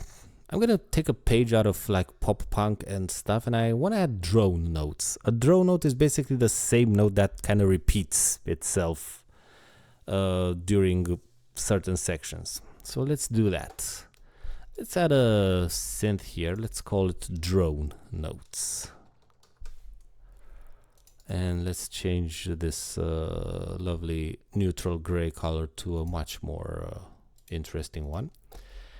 And if I can only remember what sound I thought would work well for drone notes, now that would also be good, but we'll figure it out. So let's see. Let's see. Okay, too high. Way too high.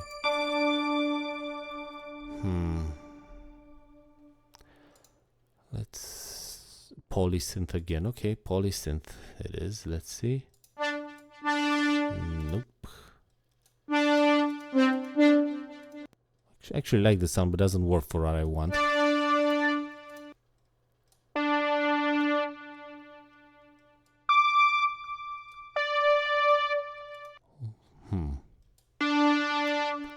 Yep, the life of a songwriter is a very let's say interesting one. This is the most time you'll spend. This is the activity you'll be spending the most time doing, searching for that damn sound you hear in your head. It's fun, but it does get tiring at times. So, do we have a winner here? Let's try this one. So what I want to do here is I want these drone notes to like play out during the entirety of the chorus. Never mind. Insert new media item. It's way easier. Okay, so we have a D, A, F sharp, and G. Let's see if I choose to play only a D note if it works. Drone notes basically don't really change too much, or that's the gist of it. They don't really change too much. You have to play like the same note if it works. If not, of course, you can change it. So basically, when I say drone notes, I'm thinking of playing like a D note over and over again during the chorus. But enough talk. Let's see. So I don't want it to be a 16th note because it will clash with the arpeggiator. And let's see if I can figure it out here.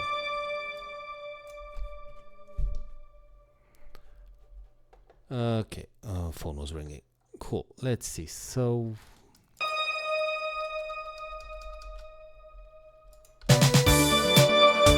okay, this way too fast.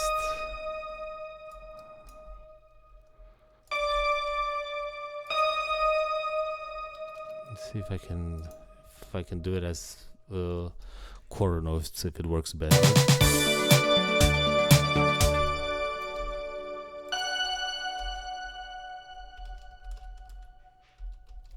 Let's actually add it throughout the chorus to see how it sounds.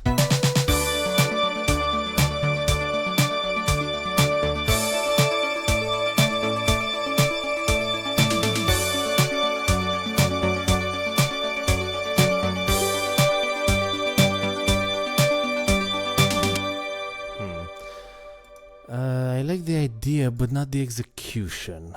If I'm gonna be honest with myself, I need a different sound there. I think I need one of those fancy plips. Yeah, let's see this one.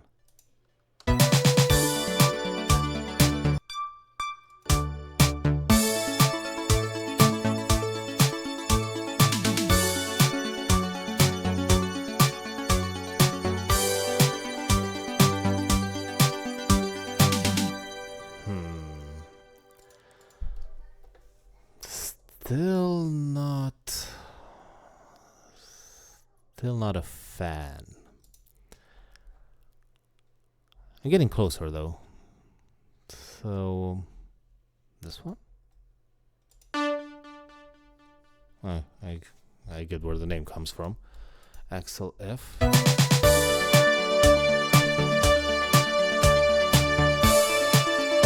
know what? Given that these are synths, maybe I'm playing way too many notes at the same time. Well, not at the same time, but I'm playing them too fast. So what if I do it like a single note? So let's try to join these bad boys here. Like this. Okay,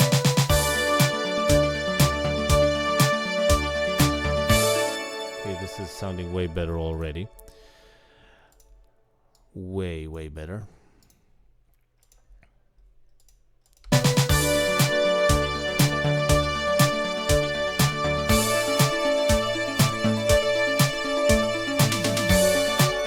Okay, I noticed this one for the first time. This D note doesn't work with F sharp minor. Let's try to see if C sharp works. It should, in theory. Let's see. So let's see.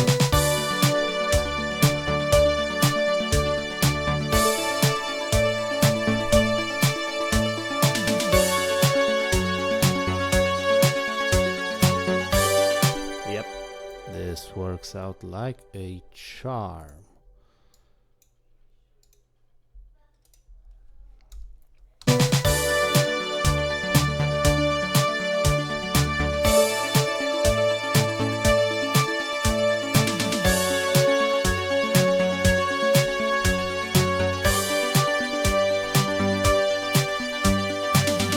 What I want to do though is lower the volume a bit.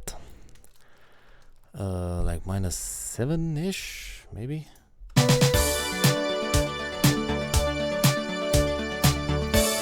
More.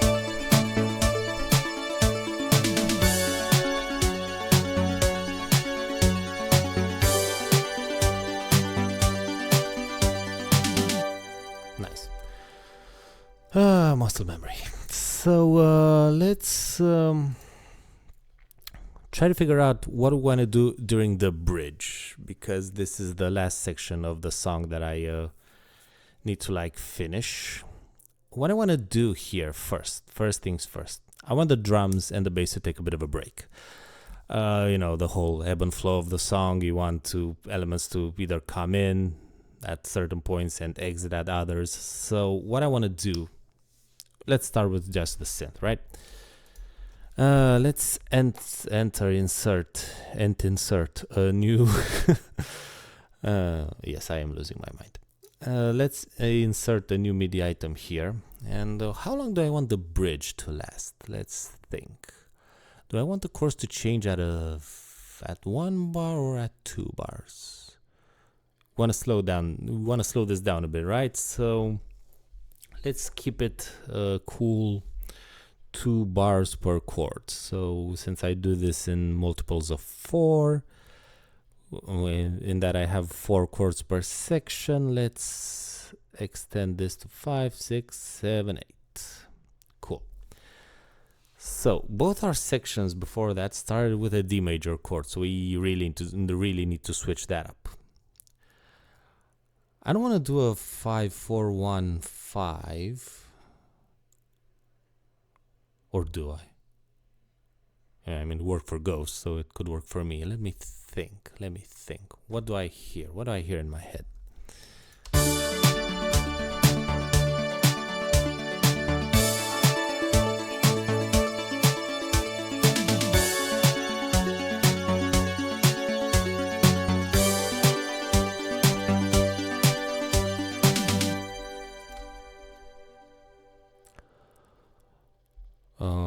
do I hear? Dragon Soul, that's what I hear. But I can't really use that, so we'll have to figure something out. Okay, so we end the chorus on a G note, or chord rather, which is have D, E, F sharp, G is the fourth one, so I can't really start on a G again. So there goes that plan. What if I started in A chord? Would that be so wrong? Should I not do that? And what is my song? I want to do what I want and see what works. So, and this is how I talk to myself in my head when writing these things, especially the whole I make music because I am bored stuff.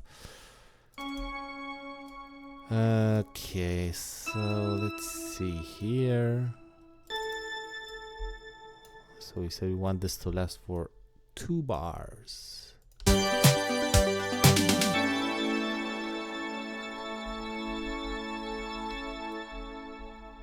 You know what? Why not? Let's do this. So we go like this. Can any of you guess where this is going? Bonus points if you do.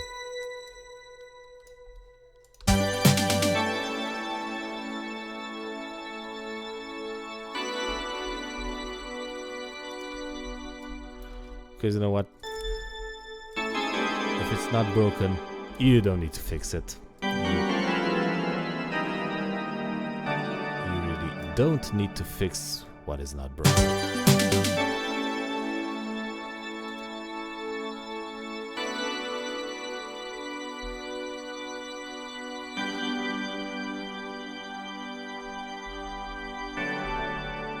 This one's too low. Let's move it up an octave. Transpose.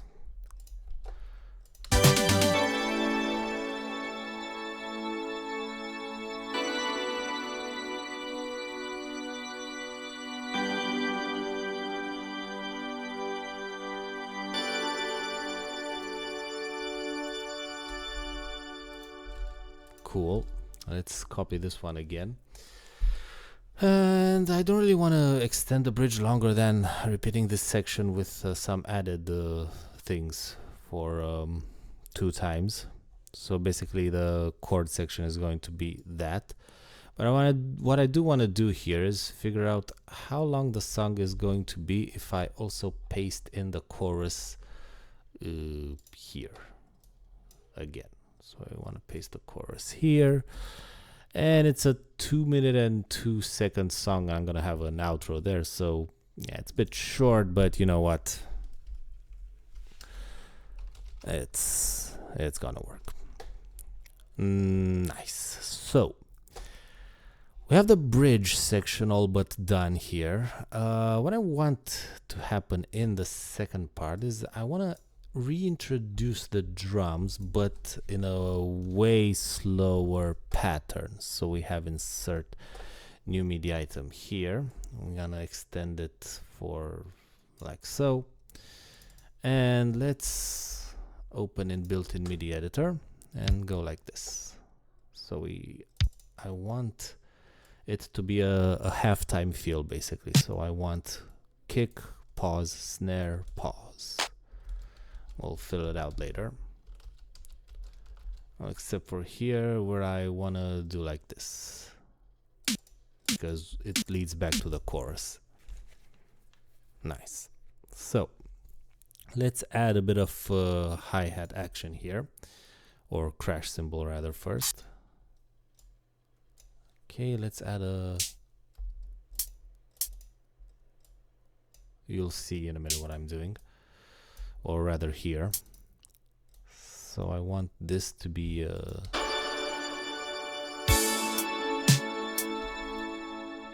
okay, I want this to repeat itself here. Like so.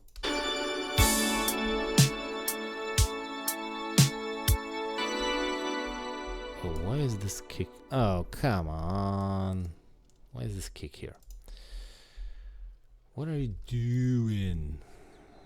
What am I doing? I don't know, man. I'm just losing my mind. Alright, so Okay, we don't want this here. Let's see, does this work?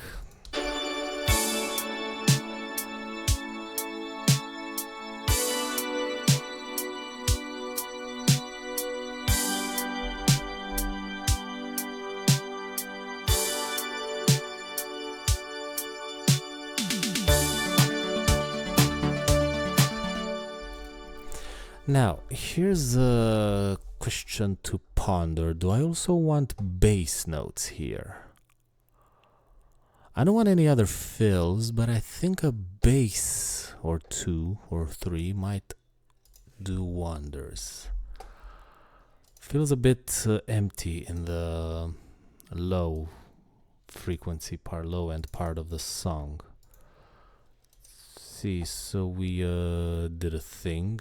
What octave was I in with the bass? Okay, so we're at C3. Okay, nice. So if I start on an A3 note, that's gonna work. Will it? Yeah, why not? I don't want too many notes. Okay. It's almost like I can see the end of this. See the end of it. And yes, this is basically a behind the scenes video of how songwriting usually works for me. Oh man. Cool. Let's see. Does it work?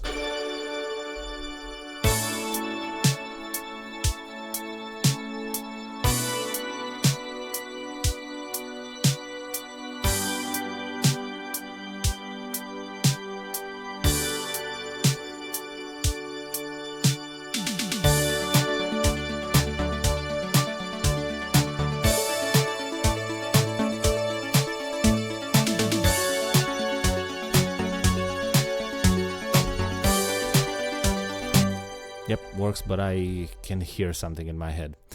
I want to extend the chorus. I want to extend the last chorus and have it play twice. First time without the drone notes.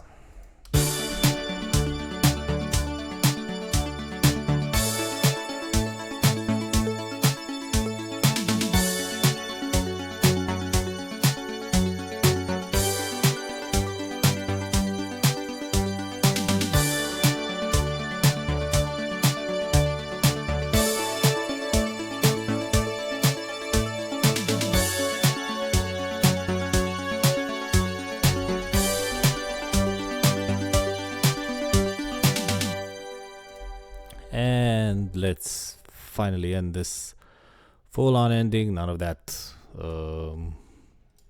fade-out stuff. I really hate fade-out endings. Always did since I was little. Like, you just finish the song.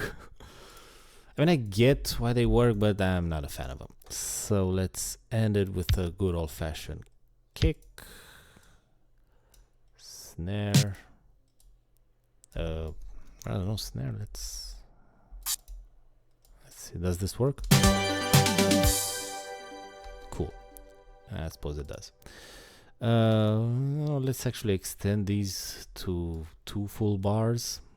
Might help with the sound. And what I want to do here is insert a new media item. Cool. 4 bars. Let's glue this here, make it easier to handle. Actually, let's copy this here first and then glue both of these together. And okay, I don't want to open both of these in a built-in MIDI item. So let's finish on a D note. Oh, huh. Sound kind of reminds you of the intro pad from whatchamacallit, from Linkin Park's new song. The one they came back with. Oh man, I'm drawing a blank right now. Emptiness Machine, right? The Emptiness Machine, I know. Kind of sounds like it.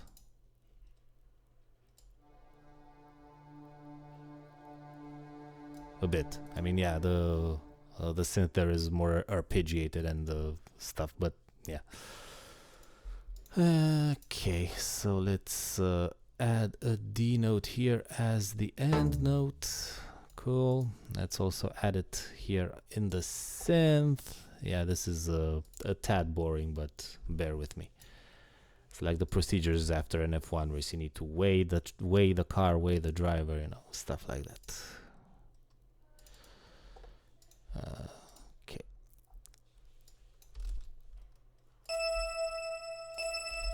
Cool. I copied the D chord from here because it's easier.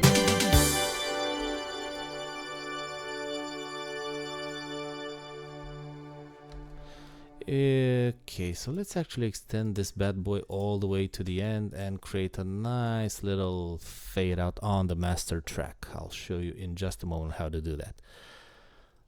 Alright, so I don't want to end in any more drone notes. Arpeggiator ends here.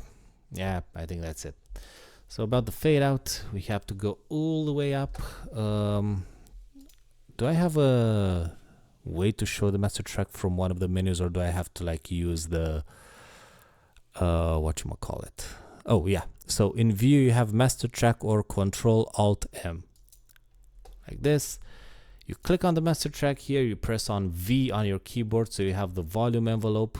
You hold Control and left click here ish, and also left click, do the same here at the end, and then drag the second point down like this, and it will create a nice little fade out on all your tracks.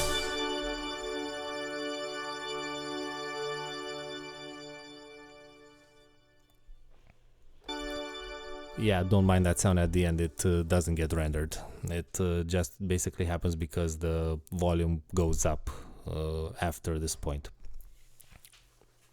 I mean, not there, but in Reaper. I don't know. Don't worry about it, basically. Okay, so yeah, this was sort of a teaser for something I've actually started working on for a bit. Sort of a Songwriting Without Instruments masterclass, in which I'll basically show you how you can create a song using just your computer. I'll be using Reaper as an example and a bunch of free instruments for the most part. I'll probably also have sections dedicated to the whole mixing and mastering sides of music, though those sections will include premium plugins as well.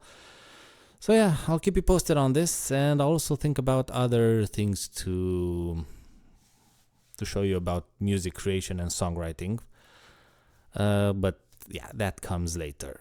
Now I need a break, and yeah, I hope you found this video useful, and I'll see you in the next one. But until then, bye.